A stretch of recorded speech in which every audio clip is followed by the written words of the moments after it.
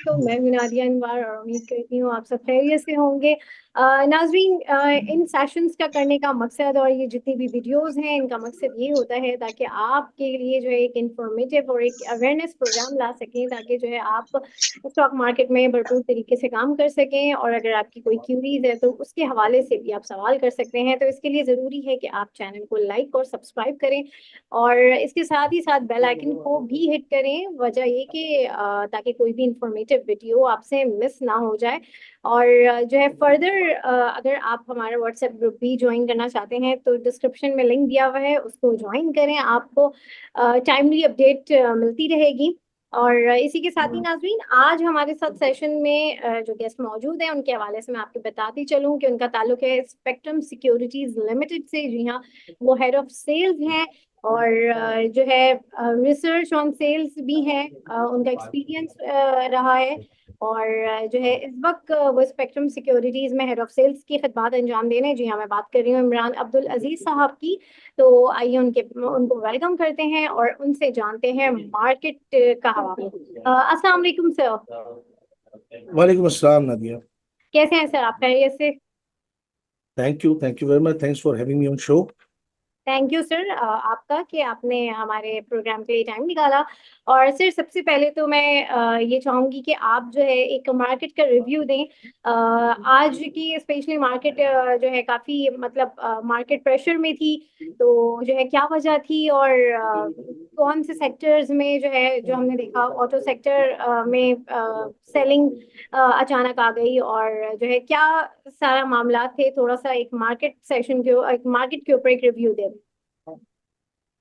देखिए नादिया, सबसे पहली बात तो ये है कि मार्केट में अगर आप CYTD में देखें तो तकरीबन 25 से 26% की performance from January to now आप देखें मार्केट ने परफॉर्म किया है।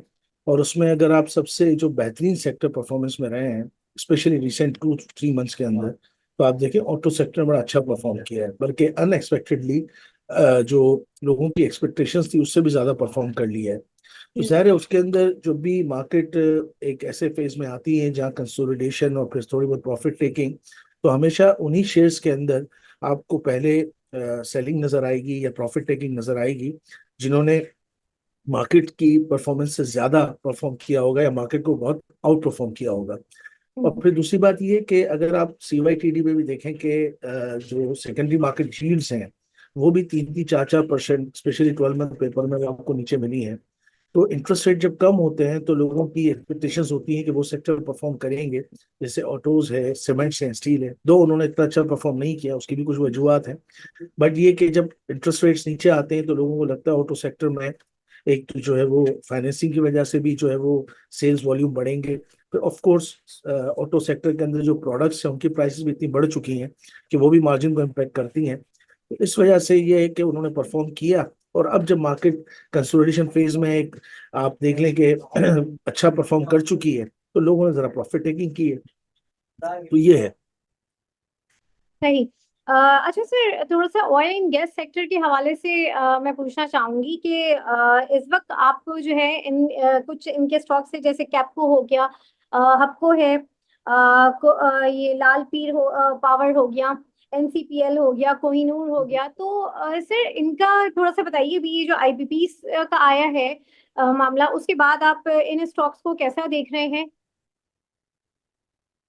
देखिए, ऑटो सेक्टर जो है, सॉरी पावर सेक्टर जो है, वो आपने पीछे भी इनकी जो परफॉर्मेंस देखी है वो उसी बेस पर थी, जब आउट परफॉर्म भी कर रहे थे, अच्छा परफॉर्म भी कर रहे थे। आपको भी तकरीबन आपको एक साल के अंदर आप देख लें 80-90 का रेट हुआ करता था नवंबर अक्टूबर के अंदर, और आज उसका रेट 150 है। तो ऑफ कोर्स एक तो मार्केट ने अपने आप को री रेट किया है, वो वजूहत भी थी।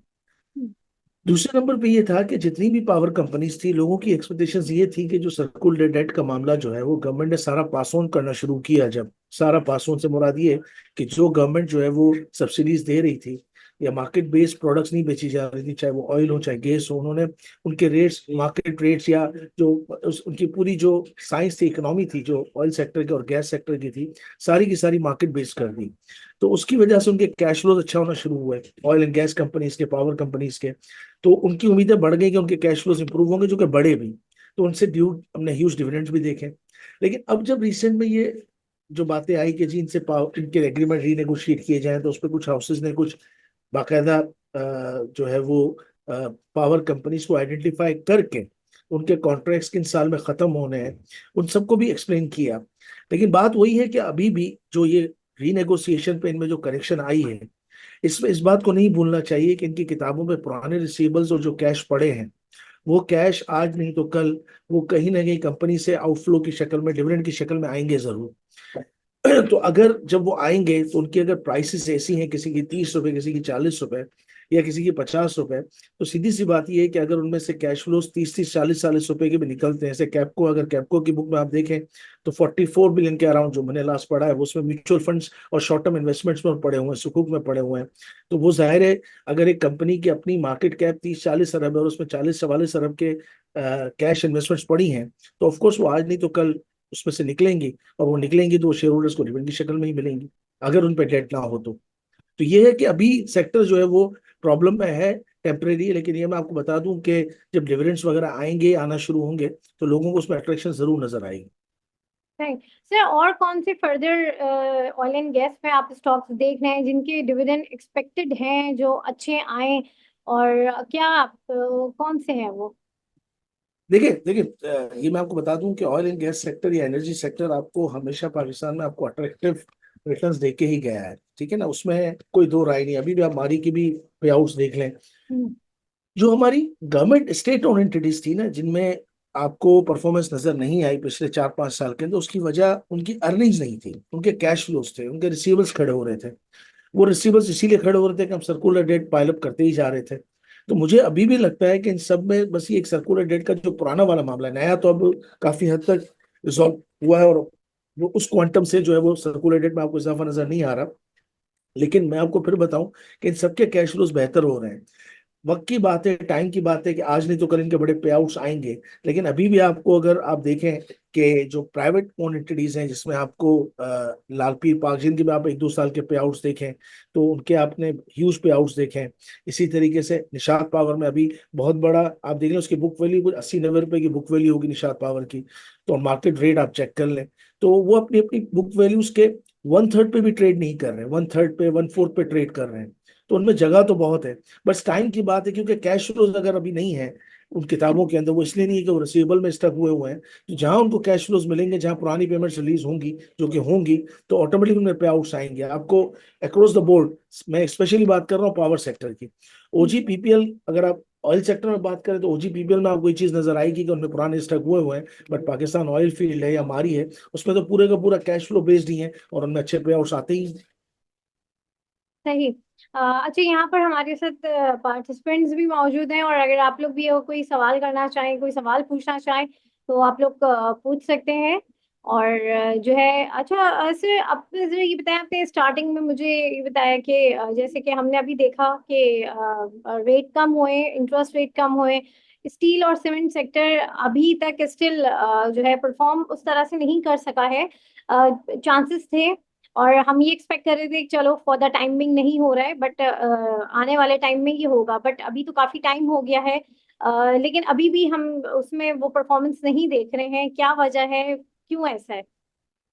ये आपने बहुत अच्छा सवाल किया। देखिए, ये बहुत सारे हमारे इन्वेस्टर्स भी पूछते रहे कि नॉर्मली आप देखें माजी में भी जब मार्केट एक बुल मोमेंटम बनाती है, तो अक्सर उसमें पहले जो लीड करने वाले सेक्टर होते थे वो सीमेंट और स्टील होते थे, और इंटरेस्ट रेट के कम होने का बड़ा इम्पैक्ट उन पर होता था। लेकिन बात यह है कि हिस्ट्री में पहली बार ऐसा हो रहा है, मेरी रिसेंट हिस्ट्री में 20-25 साल के करियर में, कि आप देखें प्रॉपर्टी सेक्टर में जो स्लो डाउन आया, ये हिस्ट्री में कभी नहीं देखा गया। और उसकी वजूहत वही रही है माजी में, जो बड़े इकोनॉमिस्ट भी कहते रहे, और आपने भी पढ़ा होगा कि प्रॉपर्टी सेक्टर में जिस तरह से इन्वेस्टमेंट हो रही थी, यानी आप यूं समझिए सिर्फ ट्रेडिंग हो रही थी, तो वो इतनी, और उसके अंदर आपके सामने ये डॉक्यूमेंटेशन का भी वैसा मामला नहीं था, मार्केट वैल्यूज के अंदर और डॉक्यूमेंटेड वैल्यूज ऑफ प्रॉपर्टी के अंदर भी बहुत बड़ा फर्क था, जिसकी वजह से लोगों के अच्छे खासे जो ब्लैक मनी होती थी उसकी पार्किंग हो जाती थी। अब उसके लिए गवर्नमेंट ने ऐसा ऐसा इनिशिएटिव्स लिए हैं कि वैल्यूज भी बढ़ाने। अब आप देखें 3-4 साल से 5 साल से आपको नजर आ रहा होगा बहुत से इलाकों में प्रॉपर्टी में रिटर्न बने ही नहीं है। तो उस वजह से लोग ये एक्सपेक्ट कर रहे हैं कि इस बार सीमेंट सेक्टर के अंदर और स्टील सेक्टर को जरा रिवाइवल होने में टाइम लगेगा, क्योंकि प्रॉपर्टी सेक्टर इतना स्पीड से दोबारा से पिकअप नहीं करेगा, क्योंकि लोग प्रोडक्टिव सेक्टर की तरफ जाएंगे या उन सेक्टर्स की तरफ जाएंगे जहां पर वाइड इकोनॉमिक यानी वाइड अमाउंट की पार्किंग यानी इन्वेस्टमेंट रिटर्न अच्छे बन रहे होंगे, लोग उस तरफ ज्यादा जाना चाहेंगे, क्योंकि प्रॉपर्टी सेक्टर के अंदर अभी डॉक्यूमेंटेशन होने में और उसका प्रोसेस होने में, उसका इम्प्लीमेंटेशन होने में थोड़ा टाइम लगना है। जिस तरह हमारी स्टॉक मार्केट पिछले 4-5 साल तक आपने देखा होगा कि जब इसको पूरा प्रोसेस किया जा रहा था, पूरा उस डॉक्यूमेंटेशन, उसको आप रिफॉर्म कह लें, उस पूरे रिफॉर्म प्रोसेस से गुजरी, फिर उसके बाद जो है वो आपको एक रूल नजर आया है। तो हमें ये लगता है, या इन्वेस्टर्स को ये लगता है कि अभी प्रॉपर्टी सेक्टर को पिकअप करने में कुछ अरसा लगेगा, 2-3 साल। तो सीमेंट सेक्टर में भी आपको रिवाइवल में जरा टाइम लगेगा। फिर ऊपर से बीच में ये रॉयल्टी की और न्यूज आ गई। ये और बात है कि उसने स्टे ऑर्डर ले लिया, लेकिन बहरहाल मार्जिन ऐसे रहे हैं माजी के अंदर कि ज़ाहिर गवर्नमेंट अपने आप को भी, अपने टैक्स रेवेन्यूज को भी बढ़ाना चाहती है। तो इसकी वजह से मुझे लगता है कि सीमेंट सेक्टर में फिलहाल कुछ टाइम पीरियड के लिए हो सकता है कि बहुत ज्यादा इंटरेस्ट नजर ना आए, जिस तरह आपने ऑटोज के अंदर देखा या दूसरे सेक्टर्स में देखा है। सही। जी, यहाँ पर किसी का कोई सवाल है तो आप लोग अपना सवाल कर सकते हैं। और काइंडली जब आप लोग सवाल करें, जी मजहर साहब, आप काइंडली अगर वॉइस पे अपना सवाल कर लें। ये अस्सलाम वालेकुम। जी वालेकुम वालेकुम अस्सलाम सलाम। जी सर। सर मुझे मालूम करना है, हबको की कार भी आ गई है और काफ़ी इन्होंने अपना शो भी किया BYD का, लेकिन उसके ऊपर कोई प्राइस मूवमेंट नहीं आ रही है। मतलब जहाँ पे लिया हुआ है वो उधर ही खड़ा हुआ है। ये कईयों ने मैंने 157 पे लिया हुआ है। तो काइंडली आप बता सकते हैं कि अभी इसकी लॉस बुक कर लूँ मैं, या इसको अभी और अक्यूमुलेट कर लूँ। सर देखिए 157 पे मैंने लिया हुआ है। Recommend sorry thank you very much sir. देखिए रिकमेंडेशन देना तो जरा मुश्किल होता है मीडिया पे, लेकिन मैं आपको इतना जरूर बताऊं कि हक्को ऑन स्टॉक्स में से है कि जो आपको अगर आप इन्वेस्टमेंट होराइजन 2 साल, 1 साल, 2 साल लेके रखें तो वो आपको पे आउट भी अच्छे देके जाएगा, और क्या कहते हैं कैपिटल गेन भी अच्छे होंगे। असल में होता ये सर, देखें एक कंपनी होती है जिसके सिर्फ 40 मिलियन शेयर्स हैं, सपोज कर लें 40 मिलियन शेयर्स हैं और उसका रेट है 200 रुपये फॉर एग्जाम्पल। तो उसको जी किसी भी, आपको पता है डिमांड सप्लाई भी एक चीज होती है मार्केट में, तो उनके शेयर्स के अंदर आपको बूम जरा जल्दी नजर आ जाता है, जबकि आपको के जी सर। शेयर्स बिलियन से ऊपर हैं, तो ज़ाहिर है उसका चलना भी हम्म, जरा मुश्किल है। लेकिन ये मैं आपको जी बता दूं कि हबको यानी उसमें टाइम लगता है, ज़ाहिर एक बड़ी अमाउंट चाहिए, डिमांड सप्लाई की बात कर रहा हूँ। और दूसरे नंबर राइट। पे ये कि सर देखिए अभी फंडामेंटल्स में लोगों को थोड़ा सा कंसर्न पे आउट के बारे में भी है, क्योंकि आप किताब अगर उठाए ना मार्च की जो लास्ट मैंने देखी, आई मे बी रॉन्ग, जरा रिसर्च जी वाले जी उसको जी। और कंफर्म कर सकते हैं कि पे आउट के लिए भी आपको देखिए 5-10 रुपए से ज्यादा की जगह नजर नहीं आएगी। तो इस वजह से भी लोग जरा, आपको पता है ईफर्ट, बड़ा फौजी ऐसे स्टॉक्स हैं जो बड़े डिविडेंड दिए जाते हैं, तो कुछ डिविडेंड बेस्ड राइट। इन्वेस्टर्स भी जो है वो उन चीजों पे ज्यादा नजर रख रहे होते हैं कि जिनमें डिविडेंड आने हैं। लेकिन मैं आपको अभी भी राइट। ये कह रहा हूँ कि सिर्फ आप कार पे ना देखें, ओवरऑल हबको की डाइवर्सिफिकेशन पे देखें, हबको की अर्निंग्स पे देखें। देखिए आज से आपको याद होगा 2017 में इसकी अर्निंग, कंसोल अर्निंग जहां तक मुझे याद है 30 होती थी और 15 अनकंसोल होती थी। अनकंसोलिडेटेड अर्निंग 15 रुपए, कंसोल अर्निंग 30 रुपए। उस वक्त हमने इसका रेट 165 देखा था, 160 देखा था 2017 में। आज उसकी जी अर्निंग डबल हो चुकी है, लेकिन उसका रेट जो है 160 से भी नीचे है। तो टाइम लगता है सर, लेकिन ये मैं आपको बता दूं अच्छी कंपनियां अपनी अर्निंग्स पे, अपने कैश फ्लोज पे खुद बोलती हैं और बोलेंगी सर, इंशाल्लाह। जी राइट सर। सर एक छोटा सा और सवाल है, अगर काइंडली इजाजत मिलती है तो। जी जी जी जी जी सर ये जो ETF होते हैं, ये भी इसमें स्टॉक मार्केट में जो ट्रेड होते हैं, अब जैसे जी जी जी जी JSM ETF लिया डिविडेंड, मतलब इसके अंदर इन्वेस्ट करने की क्या स्ट्रेटेजी होनी चाहिए कि इसको हम ले के तो छोड़ दें, फिर अगले साल ये डिविडेंड देता है, या हर 3 महीने या 6 महीने के बाद सर भी सर कोई सर ऐसे देखें देखें ETF देखें, में? ETF दुनिया की बड़ी कामयाब प्रोडक्ट्स में से रही है, ऐसी बात नहीं है, पाकिस्तान में इतनी कामयाब नहीं हो सकी बहुत ज्यादा। लेकिन बात यह है कि देखें ETF आप कौन सा ले रहे हैं, उसका उसका बास्केट क्या है। अगर आप बैंकिंग सेक्टर का ETF उठाएंगे, पहले तो आपको ये देखें, स्टॉक मार्केट की कोई भी जो रिस्की प्रोडक्ट जिसमें रिस्क शामिल है ना, एक होता है कि जी मैं टी बिल्स खरीद रहा हूँ, तो उसमें ठीक है, उसमें भी रिस्क तो है, बट ये कि आपको पता है 3 महीने में रखूंगा, मैं 3 महीने रखूंगा या 6 महीने रखूंगा या 12 महीने रखूंगा, जो उसका टेन्योर है तो उसमें मुझे वो रिटर्न तो मिलना ही है जो उन्होंने कहा है, ठीक है ना। ETF के अंदर जी राइट। आपको पहले ये देखना है कि आपका जो ETF आप खरीद रहे हैं वो इस्लामिक फंड्स में डाल रहा है या इस्लामिक स्टॉक्स में डाल रहा है या बैंकिंग स्टॉक्स में डाल रहा है या वो इंडेक्स में डाल रहा है, तो उसका आपका क्या व्यू है। तो उसमें आपको ये फायदा हो जाता है कि पूरा सेक्टर अगर चल रहा है या पूरा इंडेक्स चल रहा है तो उसको ट्रैक कर रहा होगा। अगर बैंकिंग सेक्टर के ETF में आप डाल रहे हैं तो आप फिर बिला झिझक हो जाए, आपका बैंकिंग सेक्टर में व्यू तेजी का है, तो अगर बैंकिंग स्टॉक्स परफॉर्म करेंगे और उस ETF में बैंकिंग स्टॉक्स मौजूद है तो वो ऑटोमेटिकली परफॉर्म करेगा। फिर आपको रोज एक एक स्टॉक की, उसकी सबसे बड़ी खूबी ये होती है कि आपको एक एक स्टॉक पे नजर नहीं रखनी पड़ती कि जी कौन से स्टॉक में कौन सी खबर है, कौन से स्टॉक, पूरे सेक्टर पे आपने व्यू बनाया और आपने ईटीएफ लेके बैठ गए। अब सेक्टर परफॉर्म करेगा, वो अगर वो इंडेक्स का है तो वो इंडेक्स परफॉर्म करेगा, तो वो पूरा का पूरा उसकी परफॉर्मेंस आपको मिल जाएगी। और अगर खुदा ना खास्ता वो वर्ष परफॉर्म करता है, आपका व्यू गलत जाता है, तो शायद उसकी परफॉर्मेंस पे भी इफेक्ट आएगा। तो ये यानी आप मार्केट से कभी भी खरीद सकते हैं, कभी भी बेच सकते हैं, इसमें कोई इशू नहीं है। बट आपका व्यू उस ईटीएफ के जो बास्केट है उस पर आपको बनाना पड़ेगा कि आपका क्या व्यू है। और सर ये डिविडेंड हर ईयर में देते हैं या सर 6 मंथ के डिपेंड करता है बाद? उनकी पॉलिसी की है, ऐसा कुछ माहाना भी निकले हैं, कुछ एनुअल भी हैं, ठीक है ना। राइट ये फंड वो जब क्या कहते हैं प्रोस्पेक्टस रिलीज करते हैं तो उसमें ये बता देते हैं कि हम कि डिविडेंड की हमारी क्या स्ट्रेटेजी है। सर, जजाकल्ला sir, thank you. JS investment वालों का एक है जेएसएम ईटीएफ, जी जी इस जी, पे मैं मोमेंटम थोड़ा सा फैक्टर फंड है इंटरेस्ट। शायद। जी जी जी जी जी। जी तो वो बैंकिंग से नहीं है, लेकिन उन्होंने एक अपनी बास्केट में ना डिफरेंट रखे हुए हैं। जी जी जी एयरलिंक रखा हुआ है 17%, जी साजियो रखा हुआ है, कुछ इस जी तरह जी का। तो इसके बारे में मतलब ये एक उसमें हम सेक्टर डिफाइंड नहीं है, उसमें एक एचपीएल भी उसने रखा हुआ है।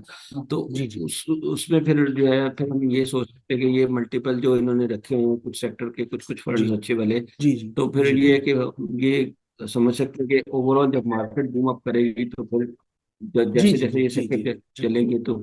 जी राइट। जी, बिल्कुल बिल्कुल बिल्कुल। जैसे अगर मैं एक टेक्नोलॉजी ईटीएफ बना लूं, तो उस टेक्नोलॉजी ईटीएफ में मैं टीआरजी ले लूंगा, मैं एवियन एवेंसियन ले लूंगा, सिस्टम ले लूंगा, ऑक्टोपस ले लूंगा। अब अगर ये सेक्टर पूरा परफॉर्म करेगा तो ऑफ कोर्स करेगा। हाँ, फिर वेटेज की भी उनकी कोई ना कोई जो है वो लॉजिक होती है कि भाई हम कितना वेटेज किस में रखेंगे, सबका इक्वल वेटेज होगा या इंडेक्स का वेटेज होगा, इंडेक्स के प्रोपोर्शन के हिसाब से हम डालेंगे, वो सारा अपने प्रोस्पेक्टस में बताते हैं। Right sir, right. अब थोड़ा सा जैसे उन्होंने आईटी सेक्टर के हवाले से ही बात की थी, तो जो मैं भी वहीं से ही बात को कंटिन्यू थोड़ा सा करूंगी कि जैसे आईटी सेक्टर के हवाले से हमने देखा है कि पूरा साल हो गया, बट जो है एज सच हमने उसमें कोई एक्टिविटी नहीं देखी, कोई परफॉर्मेंस नहीं देखी। थोड़ा बहुत एक ऑक्टोपस में हमने देखा, लेकिन अगर हम आईटी इंडस्ट्री को देखते हैं तो वो काफी ज्यादा वहाँ पे इन्वेस्टमेंट भी हो रही है, काम भी हो रहा है, और जो है एक काफी जो है एक इन्वेस्टमेंट भी आई थी। तो वो कहाँ है वो अमाउंट, और जो है वो मार्केट उस तरह से क्यों नहीं परफॉर्म कर पा रहा है, क्या वजह है? देखिए नादिया, बात ये होती है कि जब बैंक्स आपको 22% ऑफर कर रहे हो, 20-22%, हमने वो पीरियड देखा ना पिछले 1-1.5 साल में, और प्लस ये कि जो है वो डिविडेंड यील्ड वाले स्टॉक्स इतने मौजूद हों, तो लोग नॉर्मली, ये तो आपने ऑटो सेक्टर में भी अभी देखा है ना, पिछले मतलब फरवरी में रिजल्ट आया था सासगार का, 250 रुपये या 200 रुपये रेट था, फिर उसके बाद चलना शुरू हुआ, फिर इसके बाद चला, फिर वहां भी था 80 रुपये गालिबन बॉटम था, शायद 40 रुपये बॉटम था। लेकिन अगर आप उसके बाद जो बड़ा रन देखें तो वो जब उनका फैब में रिजल्ट आता है दिसंबर का, तब तो जब 20-22% इंटरेस्ट रेट होता है तो लोग डिविडेंड यील्ड वाले स्टॉक्स या सेफ स्टॉक्स की तरफ जाना चाहते हैं। और आईटी सेक्टर में आपको तकरीबन में आप देख लें कोई डिविडेंड की बहुत बड़ी हिस्ट्री नहीं रही है।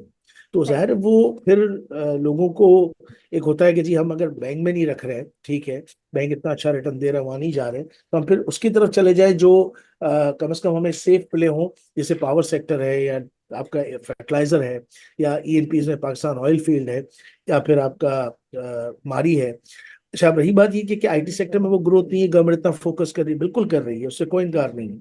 लेकिन फिर मैं वही बात कहूंगा कि अर्निंग्स के अंदर ग्रोथ में लोगों को ये डाउट्स था कि भाई क्या आईएमएफ के इश्यूज वगैरह अगर रिजॉल्व ना हुए तो उस सूरत के अंदर ग्रोथ वाली स्टोरीज तो आपको पता ही है, जो कि हुआ अल्हम्दुलिल्लाह पिछले 1-1.5 साल में अच्छा काम किया। लेकिन बहरहाल वो कंसर्न लोगों को रहते हैं। मुझे लगता है फिर भी मार्केट के मल्टीपल अभी भी आप देखें 4 या 5 के ही हैं। तो मार्केट इंशाल्लाह जब परफॉर्म करेगी और री रेटिंग होगी 6-7 का मल्टीपल, तो आराम से अचीव कर सकती है। तो वहां पर इंशाल्लाह आईटी में भी नजर आएगा, जैसे रिसेंट में आपने अक्टूबर की परफॉर्मेंस देखी, और सिस्टम भी 19, 20, 21, 22 के अंदर आप देखें 3-4 साल में बड़ा अच्छा परफॉर्म कर गया। तो मेरे ख्याल से बाकी सेक्टर के जो आइटम है आईटी सेक्टर के, उसमें भी आपको इंटरेस्ट नजर आएगा। बट फिलहाल जाहिर है लोगों को सेफ, क्योंकि अभी भी देखें इन्फ्लेशन का नंबर इस मंथ इंशाल्लाह सिंगल डिजिट में आना चाहिए, जो 1 सितंबर को रिलीज होगा। और आपका मॉनेटरी पॉलिसी भी जो है 12 को, उसमें भी लोगों की एक्सपेक्टेशन है कि कट होंगे।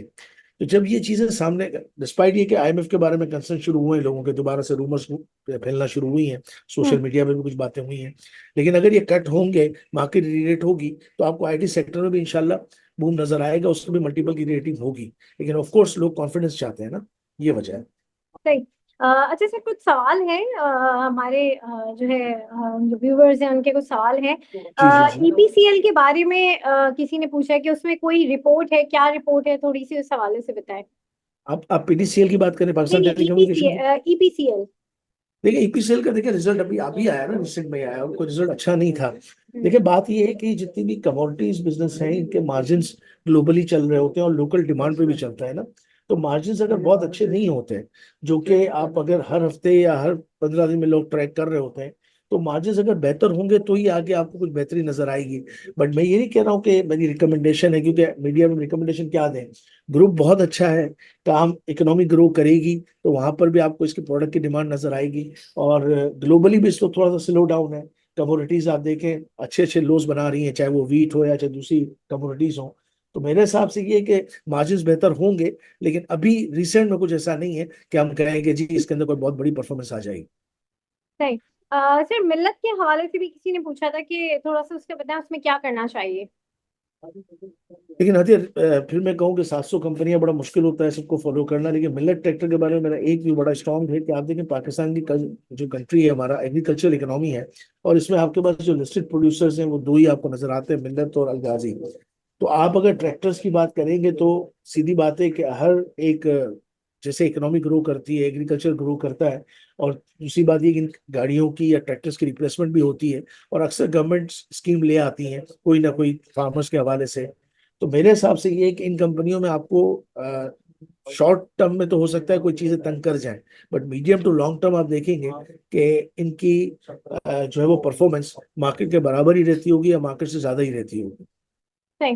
अच्छा सर, एक सवाल है ये कि मतलब जैसे कि हम ये देखते हैं कि जैसे आईटी सेक्टर और ऑटो सेक्टर के हवाले से मैं ये कहूंगी कि अगर हम ऑटो सेक्टर के, हमने देखा कि ऑटो सेक्टर के इस वक्त और जो एक वो सेक्टर है उसके हालात वैसे ही बहुत ज्यादा खराब चल रहे हैं। ग्राउंड रियलिटीज में मामला बहुत ही ज्यादा डिस्टर्ब हैं, क्योंकि बहुत सारे फैक्टर्स हैं, महंगाई है, गाड़ियों की कीमतें हैं, बहुत सारी चीजें हैं। लेकिन हम ये देख रहे हैं कि वो सेक्टर परफॉर्म बहुत उसने किया, अच्छा खासा परफॉर्म किया।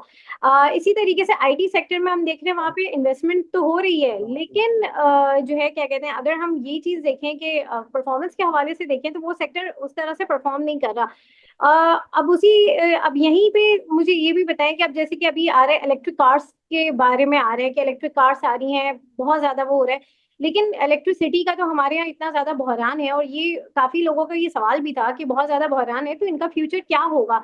तो ये क्या मामला है कि जब हम इन सेक्टर्स को देखते हैं, ये मार्केट में बड़े चल रहे होते हैं, वैसे इनके मामला इतने अच्छे नहीं होते। जहां पर अच्छे मामला हैं जैसे आईटी सेक्टर, लेकिन वो वहां पर नहीं चल रहे हैं, हमारे क्या कहते हैं मार्केट में नहीं चल रहे हैं। तो ये क्या क्यों क्यों ऐसा होता है, ये क्या है पूरा। देखिए सवाल आपको बहुत अच्छा है। देखिए होता ये है कि एक तो पहले हम बात कर लेते हैं ऑटो सेक्टर की। देखिए ऑटो सेक्टर में इस वक्त सेंटिमेंट बूस्ट है ना, सेंटिमेंटल है कि जी आपने देखा होगा कि पहले आज से 4-5 साल पहले ही आप चले जाएं, जब साजगार ने गाड़ियों में कदम रखा था, साजगार इंजीनियरिंग ने, तो उस वक्त बहुत कम गाड़ियों के प्लेयर हमारे लिस्टेड थे, मतलब तीन थे। बाकी गंदारा और जो आप गंदारा ऑटोज कह लें या गंदारा इंडस्ट्रीज कह लें, इनकी तरफ से भी कोई बहुत बड़ी आपको अनाउंसमेंट्स नहीं आती थी गाड़ियों की। तो पहली बार ऐसा हुआ है कि पूरा सेक्टर हमारा एक बूस्ट कर रहा है, नंबर वन। नंबर टू ये कि ईवीज का जो फिनोमेना है, ये दुनिया भर में जब भी लॉन्च की जाती हैं तो स्टॉक एक्सचेंज के अंदर लोगों का इंटरेस्ट आता जरूर है। ये और बात है कि इंफ्रास्ट्रक्चर के इश्यूज के बारे में कंसर्न रहेगा लोगों का। लेकिन कुछ चीजों को भी समझने की ये भी जरूरत है कि देखिए, अगर आप गंदारा ऑटोज की बात करें, इसे एक मैं रफली एग्जाम्पल दे रहा हूँ। ये 12 बिलियन की मार्केट कैप थी इसकी जिस वक्त ये जो है वो चलना शुरू हुआ। अभी रिसेंट की बात कर रहा हूँ, पिछले 2-3 महीनों के अंदर 12 अरब की मार्केट कैप थी। और अगर आप एक ऑटो का प्लांट लगाने जाते हैं तो उसकी रिप्लेसमेंट वैल्यू जो है वो 35 अरब 30 अरब होती है अगर आप नया प्लांट लगाने जाएं। ठीक है, आप कहेंगे ऐसी बहुत सी कंपनियों में ये तो है, लेकिन उसके बरक्स जो दूसरी कंपनियां खड़ी हो चुकी थी जिसमें इंक्लूसिव सासगार भी थी, तो वो भी मेरे ख्याल से जब 1000 रुपये 800 रुपये पे पहुंच गई थी तो उसकी भी मार्केट कैप कुछ 40 अरब के करीब पहुंच रही थी। तो बात ये होती है कि फिर इन्वेस्टर ये भी देखता है कि अगर एक सेक्टर के अंदर एक कंपनी चली है जो कि उसने वो चीज अचीव की है कि नई गाड़ियां लाकर उसने अपने आप को इस मकाम पे खड़ा किया है कि उसकी मार्केट कैप 10 12 15 अरब से 40 50 अरब तक पहुंची है, तो क्या बाकी कंपनियों के अंदर उन चीजों की आपको नजर नहीं आएगी? वो मोमेंटम नजर नहीं आएगा। तो उसी बेस के ऊपर फिर गंधारा ऑटोज में चलना शुरू हुआ, गंधारा इंडस्ट्रीज में चलना शुरू हुआ। फिर मेरी वही बात जो मैंने मजहर साहब को भी कही कि बाज़ औक़ात ये बात भी जहन में रखनी चाहिए कि किसी के नंबर ऑफ शेयर्स अगर कम होते हैं तो उसका अर्निंग का इम्पैक्ट भी ज्यादा आता है। अगर आप रेवेन्यूज बढ़ते हैं, प्रॉफिट्स बढ़ते हैं, और फिर उसकी डिमांड सप्लाई भी फिर जाहिर है उसी हिसाब से काम करती है।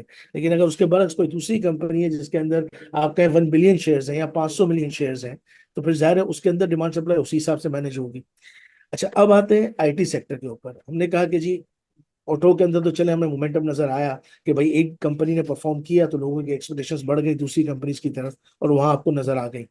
आईटी सेक्टर में मैं आपको फिर कह रहा हूं कि अगर कोई मोमेंटम होता, यानी कोई एक दो कंपनीज ऐसी होती हैं जिनके अंदर आपको प्रॉफिटेबिलिटी में सडन जंप नजर आता, या कोई ऐसा एडवेंचर नजर आता कि जी रेवेन्यूज का बूस्ट मिला है या कोई कॉन्ट्रैक्ट मिले हैं बड़े लोकल कंपनीज को बाहर की कंपनीज से, तो शायद वो आपको नजर आता और यहाँ की मार्केट के अंदर एक आइटम चलता, एक स्टॉक चलता। अभी भी ऑक्टोबस जरूर चला है, लेकिन उसमें अभी तक कोई ऐसी स्टोरी अनवाइल नहीं हुई कि जी उसका कोई स्टेक बिक रहा है या किसी बाहर की कंपनी का इंटरेस्ट आ रहा है या हम कहीं को बड़ा कॉन्ट्रैक्ट मिला, तो उसके पीछे आपको बाकी आईटी सेक्टर चलता हुआ नजर नहीं आ रहा।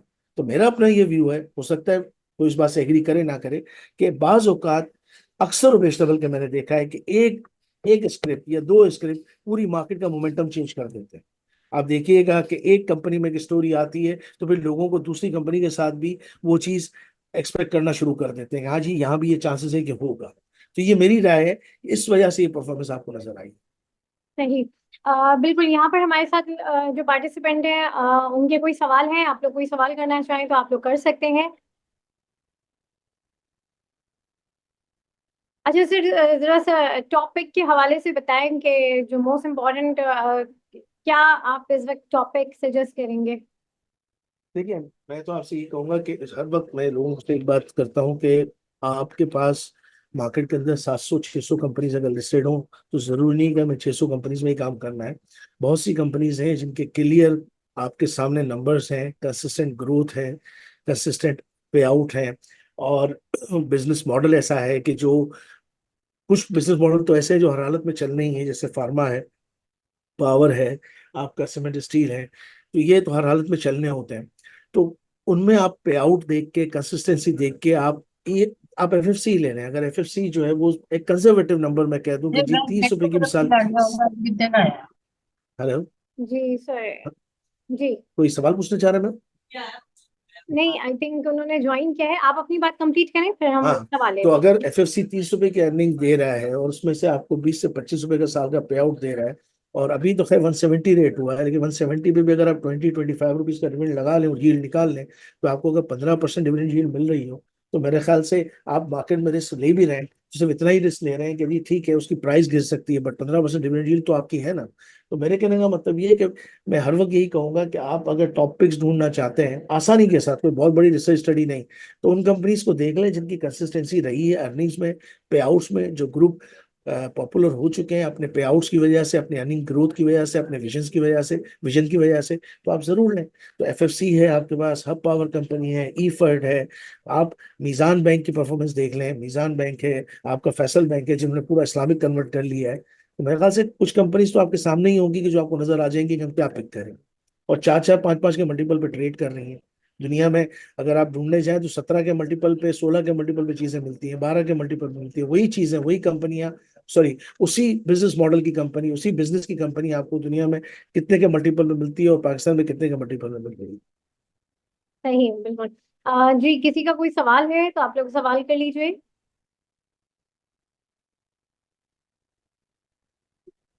अच्छा सर, अभी बैंकिंग सेक्टर को आप किस तरह से देखते हैं? क्योंकि अभी आने वाले टाइम में भी एक्सपेक्ट है, जैसे कि आपने कहा कि इन्फ्लेशन के नंबर कम आएंगे तो इंटरेस्ट रेट भी कम होगा, और ये यही एक परसेप्शन लिया जा रहा है।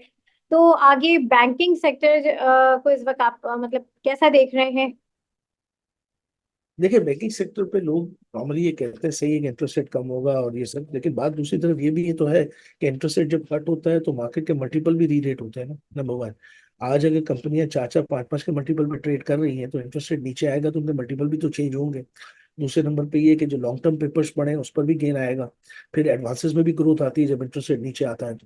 तो मेरा अपना ये व्यू है कि मैं ये नहीं कह रहा हूँ कि बहुत, मैंने फिर आपसे कहा कि व्यूज देना ये नहीं, रिसर्च वालों का ज्यादा काम है, हम तो जो उनसे पढ़ते हैं वही बताते हैं। पर मेरा अपना ये व्यू है कि बैंकिंग सेक्टर में आपको वैसी डाउनसाइड एक्सपेक्ट नहीं करनी चाहिए because of interest rate fall, क्योंकि दूसरी तरफ वो भी चीजें जो मैं बता रहा हूँ कि आपकी मल्टीपल की रेटिंग होनी है, एडवांसेस में ग्रोथ आनी है। और बैंक्स हमेशा याद रखिएगा कि जब मार्केट बूम करती है तो बैंक्स की इकोनॉमी बूम करती है, जीडीपी ग्रोथ आती है, तो बैंकिंग स्टॉक्स उस मार्केट में परफॉर्म करते ही करते हैं। सही, बिल्कुल। जी, यहाँ पर किसी का कोई सवाल तो आप लोग कर लीजिए, फिर उसके बाद जो है हम सेशन को एंड की तरफ लेकर जाएंगे। किसी का कोई सवाल है तो वो सवाल कर सकता है अपना।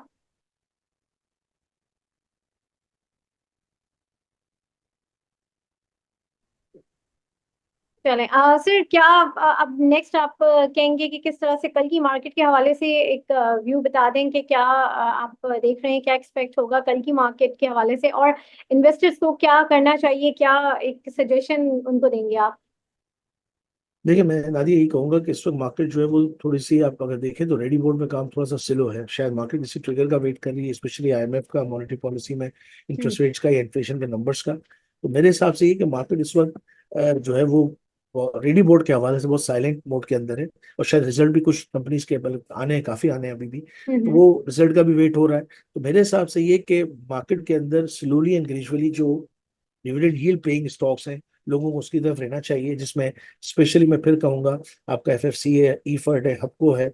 और अगर जो ग्रोथ स्टोरीज वाले हैं जिनमें सीमेंट और स्टील है, तो उसमें मुझे लगता है कि शॉर्ट टर्म के अंदर मैं समझता हूँ कि जहां कहीं भी इंटरेस्ट रेट का कट आएगा तो वहां आपको 10-15% की का रिटर्न नजर आ सकता है। लेकिन कोई लॉन्ग टर्म मैं समझ रहा हूँ कि फिलहाल प्रॉपर्टी सेक्टर का जो जो रियल एस्टेट जो सिक्लिकल जिसको हम कहते हैं, स्पेशली स्टील और सीमेंट्स, उसमें मुझे लगता है कि जरा रैली बनने में, बड़ी रैली बनने में थोड़ा सा टाइम लगेगा। तो मेरे ख्याल से लोगों को बेहतर ये slowly and gradually dividend yield वाले स्टॉक्स जो हैं उनको ही एक्युमुलेट करना चाहिए। सही, बिल्कुल। बहुत शुक्रिया इमरान साहब आपका, और हमारे साथ जो पार्टिसिपेंट थे उन सबका बहुत शुक्रिया। और नाज़रीन, यहाँ पर मैं सेशन से आप लोगों से इजाज़त लूंगी। इंशाल्लाह आप लोगों से फिर मुलाकात होगी, तब तक के लिए अल्लाह हाफिज।